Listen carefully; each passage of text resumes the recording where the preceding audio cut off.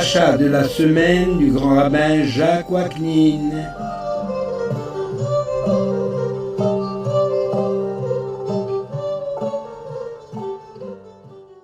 Chers amis, bonjour, la paracha Vayetse, lumière du Midrash.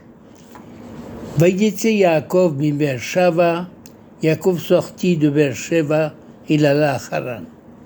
Pourquoi mentionner son départ de Beersheva? C'est pour nous apprendre le départ d'un juste, d'un saint homme fait impression dans l'endroit qu'il quitte.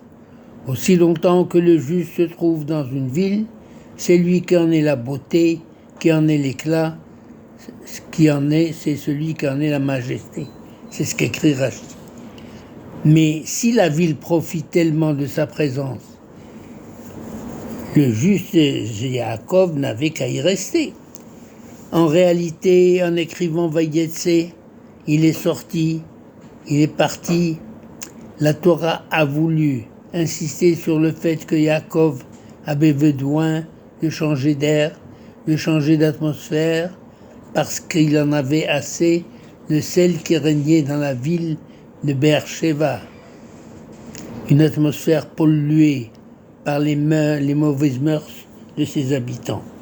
De plus, Yaakov fut encouragé de quitter ce Dieu en raison de l'hostilité de Esav qui projetait de le tuer. Et enfin, Yaakov tenait à prendre une femme dans sa famille, dans le pays natal de son grand-père. Explication insuffisante. Si ces explications étaient suffisantes et complètes, pour quelles raisons nos sages se livrent à des explications, à des développements, débouchant sur des horizons inattendus, d'où le souci de la recherche des fondements d'une notion et la recherche de ses origines scripturaires. C'est la préoccupation de cette science, désignée par le mot Midrash, qui signifie commentaire, enseignement. La Torah n'est pas un livre d'histoire, elle est davantage didactique et pédagogique. La Torah cherche à nous enseigner le comportement que Dieu attend de nous, un comportement responsable, qui est un sens dans les plus petits détails, en imitant les géants de l'esprit que sont nos patriarches, qui ont eu accès aux secrets de la création. Le Midrash trouve donc superflu d'écrire que Yaakov est sorti de Beersheva. Pouvait-il ne pas quitter son lieu de résidence s'il voulait se diriger vers Haran? Pour le Midrash, l'hypothèse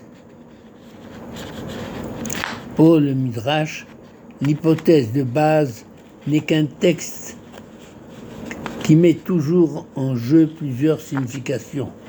Par exemple, Yaakov avait deux raisons pour quitter ses parents, d'une part, et de fuir Beersheva d'autre part, car il savait qu'on voulait attenter à sa vie. Il fallait donc qu'il parte d'urgence. Mais d'autre part, il voulait chercher une épouse dans sa famille à Haran sur le conseil de ses parents.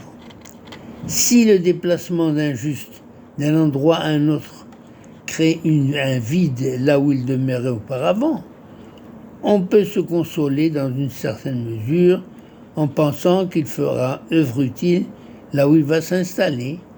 Mais quand c'est le juste lui-même qui quitte définitivement ce monde, on peut difficilement se consoler de sa perte pour la cité qu'il honorait et par sa présence et son action. Yaakov se dirigea vers Haran. Ici, le Midrash insiste sur le fait que l'Éternel, c'est l'Éternel qui se charge, dans tous les cas, de fournir à chaque individu la femme qui lui convient. Parfois, l'homme voit venir à lui sa future épouse, comme ce fut le cas pour Yitzhak. Parfois, c'est lui qui doit se déplacer et se rendre auprès de sa future épouse, comme ce fut le cas pour Yaakov. Dans tous les cas, les couples se forment dans le ciel, d'où l'importance de la prière pour avoir un bon et beau couple. Tous ces exemples montrent les possibilités d'interprétation différentes auxquelles l'esprit humain peut accéder et imaginer. Il est coutumier de désigner le peuple juif comme étant le peuple du livre, mais en réalité, il n'en est que le peuple de l'interprétation de la parole divine consignée dans la Bible. En effet, la lecture d'un texte est un acte politique. Et la naissance du christianisme et de l'islam en sont la démonstration, en particulier le psaume 22 du christianisme, parce que la lecture est orientée.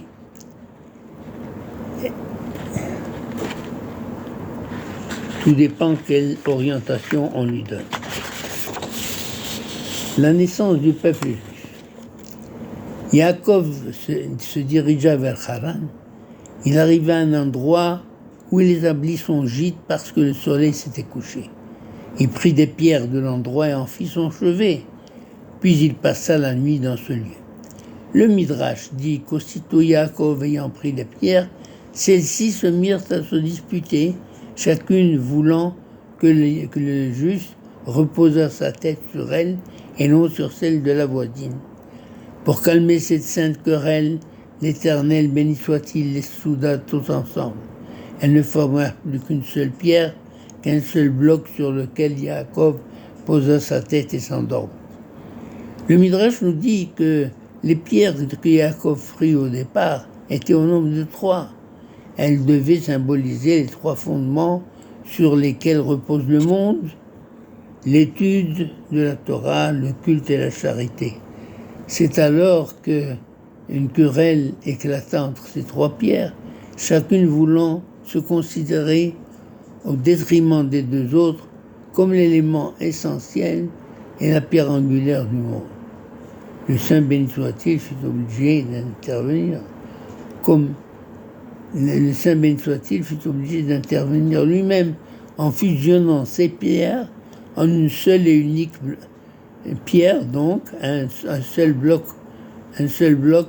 pour bien montrer qu'elles sont indissociables, tout comme ce sont les éléments qu'elles symbolisent, comme donc sont les éléments qu'elles symbolisent. En route pour l'exil. Yaakov était sur le point de quitter la terre sainte. Il a tenu en cette dernière nuit qu'il y passait à ce que sa tête reposât plutôt sur une pierre dure de cette terre que sur un vêtement bien plus moelleux, tellement son cœur débordait d'amour pour le sol de ses ancêtres. C'est en souvenir de cette manière d'agir qu'aujourd'hui encore, le jour anniversaire de la destruction du temple, le 9 Av, les personnes particulièrement pieuses mettent une pierre sous leur tête pour dormir. Yaakov dormit et eut un songe. Une échelle était dressée sur la terre et son sommet atteignit le ciel. Un symbole que nous devons vivre dans la réalité, c'est-à-dire avoir les pieds sur terre sans que cela nous empêche de lever les yeux vers le ciel et de rêver. L'échelle nous enseigne que seul celui qui sait être très humble et très modeste peut monter les échelons qui le séparent de Dieu et en même temps qui l'y relient. C'est paroles écrites de Rameshwar. Le sommeil.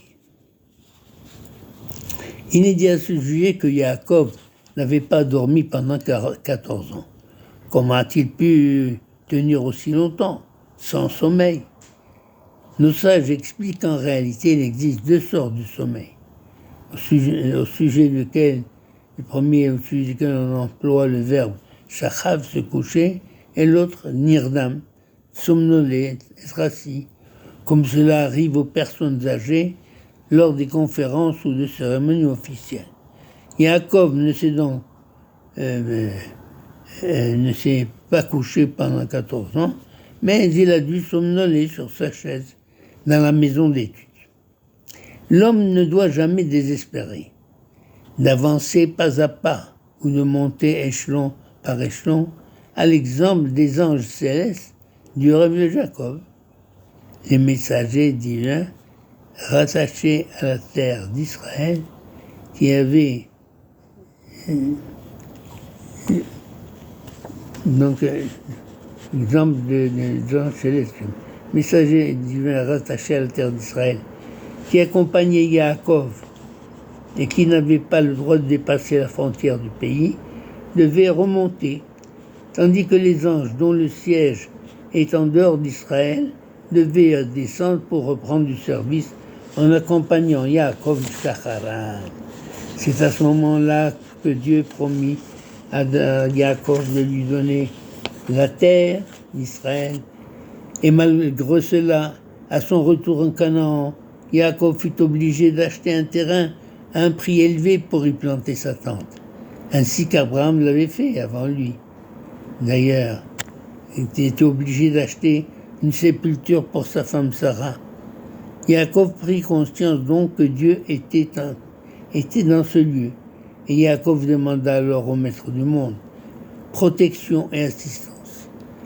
En contrepartie, il s'est engagé à servir l'Éternel de tout son cœur et de toute son âme.